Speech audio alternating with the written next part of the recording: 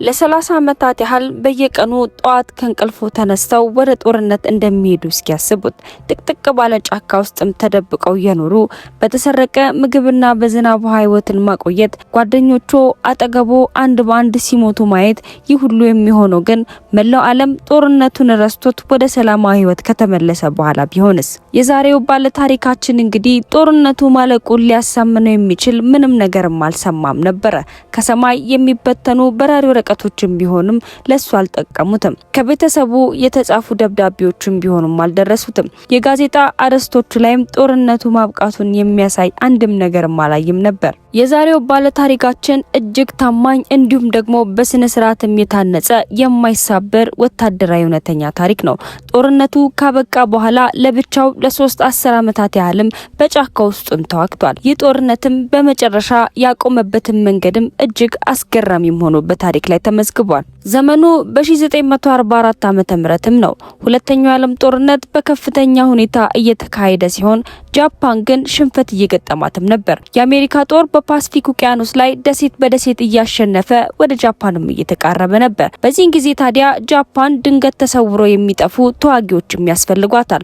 ከጠላት ስር ሆነው የሚሰሩ የጠላትን የቁሳቁስ አቅርቦት የሚያቋርጡና ሳይታዩ ትርምስ የሚፈጥሩ ወታደሮችንም ያስፈልጓታል። በአጭሩ መንፈስ የሆኑ ተዋጊዎችንም ትፈጥራለች። ሂሮ ኦዳና የተባለው ወጣትም የጃፓን የስለላ መኮንን ሆኖም ይመረጣል። ሉባንግ ወደምትባል በፊሊፒን የምትገኝ ትንሽና ራቅ ያለችም ደሴትም ተላከ። ከመሄዱ በፊት ግን አዛዦቹ ለቀጣዩ 30 ዓመታት ህይወቱን የሚወስንም ትዕዛዝም ይሰጡታል። ትዕዛዙም እንዳትሸነፍ፣ እጅም እንዳትሰጥ፣ የራስን ህይወት እንዳታጠፋ፣ የጃፓን ጦር ተመልሶ እስኪመጣ ድረስም ተዋጋ፣ ምንም ቢፈጠር ይችን ደሴት በሁለንተና ጠብቃት ብለው ይህንን ትዕዛዝም ይሰጡታል። በጃፓን ወታደራዊ ባህል እነዚህ ቃላቶች ቀለል ያሉም አልነበሩም፣ እንደ ቅዱስ ቃል የሚጠበቁ እንጂ። እጅ መስጠት ከሁሉም የከፋ ውርደት ተደርጎም ይወሰዳል። ለወታደሩ ብቻ ሳይሆን ለቤተሰቡ ጭምር ከእጅ መስጠት ሞትም ይመረጣል። ኦኖዳ ይህንን ትዕዛዝ በአይምሮ ውስጥም ጎሎ አድርጎም ይጽፋል። ትዕዛዙን የተቀበለው ኦዳና ወደ ደሴቷ ሄዶ ጦርነቱንም ይጀምራል። ነሐሴ 15 ቀን 1945 ዓ.ም ጃፓን እጅን ትሰጣለች። ሁለተኛው ዓለም ጦርነትም በይፋም ያበቃል። በመላው ፓሲፊክ የነበሩ ወታደሮችም መሳሪያቸውን አስቀምጠው ወደ ቤታቸውም ተመለሱ። ነገር ግን በሉባንግ ደሴት ላይ ያለው ሂሮ ኦናዳ ምንም የሰማው ነገርም አልነበረም። ጥቅጥቅ ባለ ጫካ ውስጥ ያለ ሬዲዮና ያለ ምንም ግንኙነት መረጃም ስላልነበረው ይህም መፈጠሩን አላወቀም ነበር። ስለዚህ ለኦዳና ጦርነቱ እስከዛ ድረስም አላበቃም ነበር። ከሁለት ወራት ቆይታም በኋላ አውሮፕላኖች በራሪ ወረቀቶችን በትነውም አለፉ። መልእክቱ ግልጽ ነበር። ጃፓን እጅ ሰጥታለች፣ ውጡ፣ መሳሪያዎቹንም አስቀምጡ የሚል መልእክት ነበረ። ኦዳና ወረቀቶቹን በጥንቃቄ ካነበባቸው በኋላ እዛው መሬት ላይ ወርውሯቸው ትቷቸው ይሄዳል። የሰለጠነበት ወታደራዊ ትምህርት እንደሚነግረው ከሆነ በቀጥታ ከመኮንኑ ካልመጣ በቀር ማንኛውንም መረጃ ማመን እንደሌለበትም ያውቃል።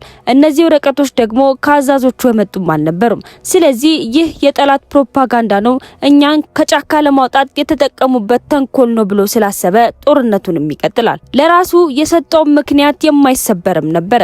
ጃፓን በእውነት እጅ ሰጥታ ቢሆን ኖሮ አዛዦቹ በአካል መጥተው የሚነግሩን ነበረ። ማንም ስላልነገረኝ ጦርነቱ ገና አላቆመም የሚል መርህ ይዞ ውጊያውንም ወደፊት ለመቀጠልም ይወስናል።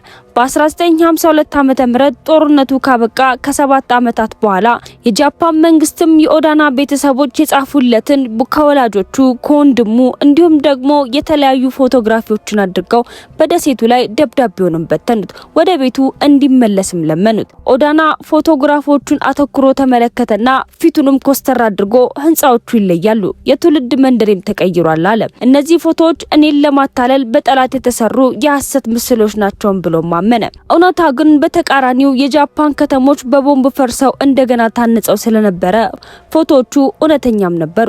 ነገር ግን የኦዳና አእምሮ እያንዳንዱ ማስረጃ እኔ ልክ ነኝ ብሎ አምኖ ስለተቀበለ የሚመጣውን የትኛውንም ማስረጃ መቀበል አልቻለም ነበር። ታዲያ ኦዳና ለአመታት ሙሉ ለሙሉ ብቻውም አልነበረም። 3 ወታደሮችም አብረውትም ነበሩ። አካቱሱ፣ ሺማዳና ኩዙማ ከሱ ጋር አብረው በጫካ ውስጥም ነበሩ። አብረው እንደ መናፍስትም ይኖሩ ነበር። ጊዜያዊ መጠለያዎችንም እየሰሩ እንስሳትንም እያደኑ ከአካባቢው ገበሬዎችም ሩዝ እየሰረቁ ህይወታቸውንም ይገፋሉ። እንዲሁም ከፊሊፒን ፖሊሶችና መንደርተኞች ጋርም ይዋጉም ነበር። እነዚህ ሰዎች እንደ ጠላትም ስለሚያዩዋቸው እነሱን ባዩ ቁጥር ተኩስ የሚከፍቱ ነበር። በሉባንግ ደሴት ላይ የሚኖሩ የአካባቢ ነዋሪዎችም በእነዚህ መናፍስት ወታደሮች ምክንያት በከፍተኛ ፍርሃት ውስጥ የሚኖሩ ነበር። ወታደሮቹ ድንገት ብቅ ይሉና ጥቃትም ያደርሳሉ። ከዚያም ወደ ዛፎቹ መሃልም ተመልሰው ይጠፋሉ። በእነዚህ ዓመታት ውስጥ ወደ 30 የሚጠጉ ንጹሃን ገበሬዎችና መንደርተኞችም ተገለዋል። ከዚያም በኋላ የኦኖዳ ጓደኞች አንድ ባንድ መጥፋትም ጀመሩ። በ1950 ዓመተ ምህረት አካቱስ ሁኔታውን መቋቋም ስላቃተው በዝምታ ከጫካው ወጥቶ እጁንም ይሰጣል። ኦናዳም ይህንን እንደ ክህደትም ይቆጥረዋል። በ1954 ዓመተ ምህረት ደግሞ ሽማድ ከፍለጋ ቡድን ጋር በተደረገ ግጭት በጥይትም ተመቶ ይሞታል። አሁን የቀሩት ሁለቱ ብቻ ናቸው፣ ኦናዳና ኮዙካ። ለተጨማሪ 18 ዓመታትም ጎን ለጎንም ሆነው ተዋጉ። ሁለት ሰዎች አንድ ጫካ በአእምሯቸው ውስጥም ያለ አንድ ጦርነት ላይ ብቻ ሆነው በመጨረሻም በጥቅምት 1972 ዓመተ ምህረት በአንድ ገበሬ እርሻ ላይ ጥቃት ሲያደርሱ ኮዙካ በፊሊፕ ፖሊሶችን በጥይት ተመቶ ይሞታል። ሂሮ ኦናዳ አሁን ሙሉ ለሙሉ ብቻውንም ይቀራል። በዚያች ደሴት ላይ 28 ዓመታትም ሆኖታል። አብረውት የመጡትም ሰዎች ሁሉም አልቀው አሁን ብቻውን እሱንም ቀርቶ ጦርነቱን ግን አላቆመም ነበር። በ1974 ዓመተ ምህረት የኦናዳ ታሪክ በጃፓን እንደ ተረትም እየታየ መጣ። በ1950ዎቹ ጀምሮ ሞቷል ተብሎ የሚታሰበው ነገር ግን አሁንም የሆነ ቦታ በሉባንግ ደሴት ላይ ያለ የሚባለው ወታደር አብዛኛው ሰው ሞቷል ብሎ ቢደመድምም አንድ ወጣት ግን እርግጠኛም አልነበረም። የወጣቱ ስምም ኖሪ ሱዙኪ ይባል ነበር። የ24 ዓመት ወጣት ጀብዱ የሚወድና የኮሌጅ ትምህርቱን ያቋረጠም ወጣት ነበር። ለጓደኞቹ እንዲህ ብሎም ነግሯቸዋል። ዓለምን ዞሬ 3 ነገሮችን እፈልጋለሁ፣ ፓንዳ፣ የሚታየውን የበረዶ ሰው ስኖማን እና ሂሮ ኦናዳን ብሎ ሁሌም ለጓደኞቹ ይነግራቸው ነበር። ጓደኞቹም በሐሳቡ ይሳለቁበትና ይስቁበትም ነበር። ሱዙኪ ግን ወደ ፊሊፒን ተጉዞ ወደ ሉባንግ ደሴትም ተጓዘ። ብቻውን ወደ ጫካው ገባና የኦናዳን ስም እየጠራ መጮህም ጀመረ። በየካቲት 1974 አንድ ምሽት ላይም ከጫካው በስተጀርባ አንድ አጠር ያለ ቁመት ያለው ቀጭን በጫካው ኑሮ የጠነከረ አሁንም ኦሪጂናል ወታደር ዩኒፎርሙን የለበሰና ለ30 ዓመታት የጠበቀ መሳሪያውንም የያዘ ሂሮ ኦናዳ ከጥላው ወጣና ወደ ልጁን ፊት ለፊትም ይመጣል። ሱዙኪ በረጋ መንፈስም ያናገረዋል። ጦርነቱ አብቅቷል። ጃፓን አሁን ሰላማዊና የበለጸገች አገር ሆናለች። ወደ ቤት የምንመለስበትም ጊዜ ደርሷል ይለዋል። ኦዳናም ከሰማው በኋላ ራሱንም ይነቀንቃል። የተሰጠውንም ትዕዛዝ እንደጠበቀ እንደሚቆይና የበላይ አዛዦች በይፋ ከግዳጅ እስካላሰናበቱት ድረስም ከዛ እንደማይወጣም ያሳውቀዋል። ሱዙኪም ወደ ጃፓን ተመልሶ ያገኘውንም ነገር ለነሱም ሪፖርት ያደርጋል። በተሰማው ነገርም የጃፓን መንግስትም ይደነግጣል። የኦናዳ የቀድሞ አዛዥ ሜጀር ዩሺሚ ታኒጉቺን መፈለግ ተጀመረ። ጦርነቱም ካበቃ በኋላ አዛዡ በሰላማዊ ህይወታቸው መጽሐፍም እየሸጡ ይኖሩ ነበር። ለሳቸውም ወደ ፊሊፒን እንዲሄዱና የተፈጠረውን ነገር ካስረዷቸው በኋላ ተስማምተው ወደዛው ይሄዳሉ። መጋቢት 9 ቀን 1974 ዓመተ ምህረት ሜጀር ታኒጉቺ ወደ ሉባንግም ጫካም ይገባሉ።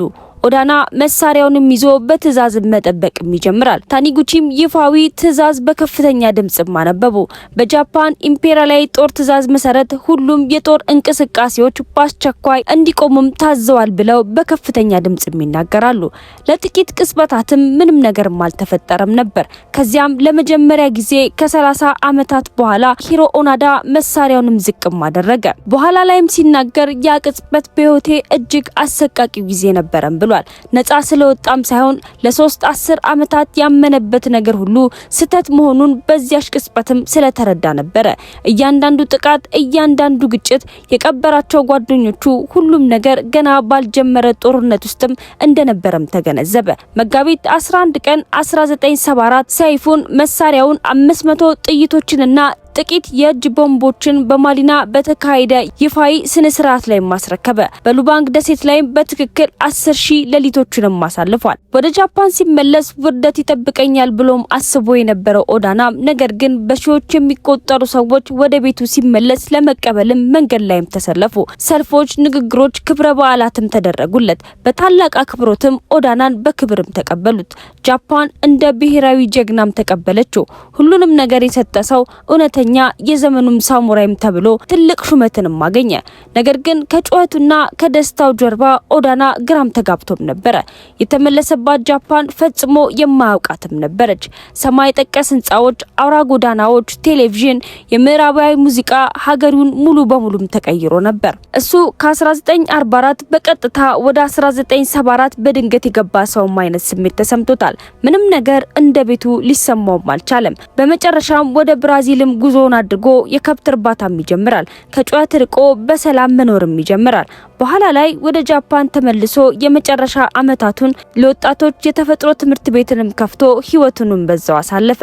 የህይወት የመቋቋምን ጥንካሬና የዲሲፕሊን ትምህርትንም እያስተማረ ሂሮ ኦናዳ ጥር 16 ቀን 2014 ዓ.ም በ90 አመቱ ህይወቱም አለፈ። ታዲያ ስለ ሂሮ ኦናዳ ምን ትላላችሁ? ጀግና ወይስ ሰለባ ወይስ ደግሞ አሳዛኝ ሰው ነው? ምናልባትም ሶስቱንም ሊሆን ይችላል። የሱ ጽናት ብቻውን አስገራሚም ታሪክ ነው። ለ30 አመታት በጫካ ውስጥ ብቻውን በዲሲፕሊን ሳይሰበር መቆየቱና በህይወት የመቆየት ችሎታው ካየነው ታሪክ ሁሉ በሰው ልጅ ታሪክ ውስጥ ካሉ እጅግ ድንቅ ታሪኮች ውስጥም አንዱ ነው። ነገር ግን በሱ የግል ጦርነት ምክንያት ደግሞ 30 ሰዎችም ሞተዋል። ከጦርነቱ ጋር ምንም ግንኙነት የሌላቸው የንጹሃን ገበሬዎችም ህይወትም አልፏል። የነዚህ ቤተሰቦች ይህንን ታሪክ በሀዘን ይሸከሙታል።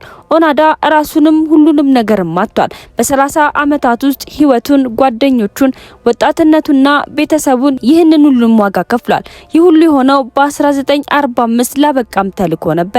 ታዲያ ይህ ታሪክ እምነት የማይሰበር ሲሆን ምን ሊፈጠር ይችላል የሚለውን ትልቅ ማስጠንቀቂያ ነው። ታማኝነት ወደ እውርነት ሲቀየር፣ በአንድ ነገር ላይ ከመጠን በላይ ስናተኩር በአይናችን ፊት ያለውን ማስረጃ ማየት ሲያቅተን የሚያሳይ ታሪክ ነው። ታዲያ ስንቶቻችን ነን በተመሳሳይ መንገድ በትናንሽ ነገሮች በየቀኑ ተመሳሳይ ነገርን የምናደርገው? ሂሮ ኦናዳ ለ30 አመታት የተወጋውንም ለማቆም በጣም ዲሲፕሊናዊ በሆነ መንገድም ስለነበረ ነው። ምናልባትም ትልቁ የጀግንነትን ስራ ጠንክሮ መዋጋትን ብቻም ላይሆን ይችላል። ምናልባት መሳሪያዎችን መቼ ማውረድ እንዳለብን ማወቅም ትልቅ ጀግንነትም ሳይሆንም አይቀርም። እንግዲህ ተመልካቾቼ ይህ ታሪክ የተለየ ስሜትም ከፈጠረባችሁ መስማት ለሚገባውም ሰው ማጋሩት፣ ሰብስክራይብ በማድረግም ቤተሰብም ይሁኑን። ምክንያቱም እንደዚህ ያሉ በመቶዎች የሚቆጠሩ አስገራሚ ታሪኮችንም ይዘንላችሁ እንቀርባለን። በቀጣይ በሌላ አስገራሚ ታሪክ እስከምንገናኝ ድረስ ቸር ሰንብቱ።